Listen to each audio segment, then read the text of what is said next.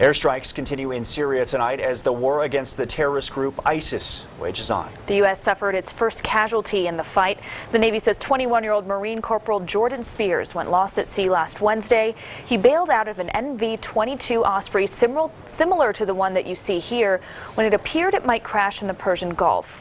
The search and rescue teams looked for Spears but couldn't find him. The U.S. Navy and Marine Corps are investigating. Meanwhile, the family of American aid worker Peter Kasich are pleading with ISIS to spare his life. ISIS says the 26-year-old man from Indiana could be their next victim. His parents released a video for their son. Our hearts ache for you to be granted your freedom so we can hug you again and then set you free to continue the life you have chosen, the life of service to those in greatest need. This comes days after the brutal killing of British aid worker Alan Henning.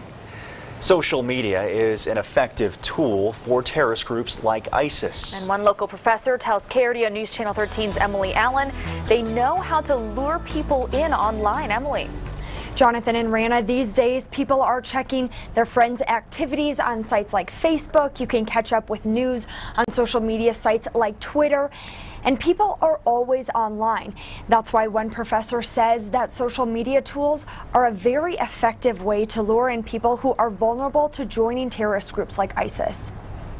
These terrorists want you to think they're just like you, with tweets like, "Put down the chicken wings and come to jihad, bro," and photos of ISIS fighters playing video games.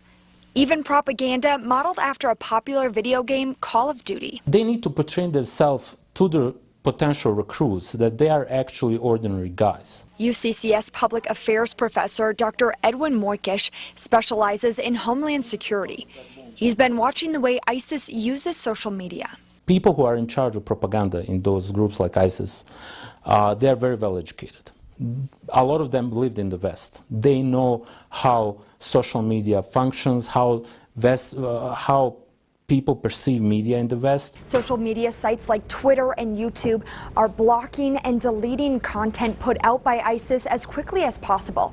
But the problem is it can't be removed completely. By the time they put something on a YouTube or Twitter or whatever, by the time Twitter and YouTube filter that out, it's already out there. A former FBI agent told CNN it's a tough fight online. You have to monitor every account, you have to monitor every social media post, every tweet, and then you have to basically investigate and see, is this for real or is it not? Dr. Moikish says terrorist groups used to be somewhat limited in their access to the outside world. Now social media has changed everything. It's much easier to access potential recruits in other parts of the world because the world became smaller. He says this is why social media is one of ISIS's strongest weapons. Has launched its own counter campaign online. They're putting out videos like this one on YouTube. But this professor says the problem with this is that people who do believe in ISIS's cause will just filter this out. In the Newsplex, Emily Allen, KRDO News Channel 13. Emily, thank you.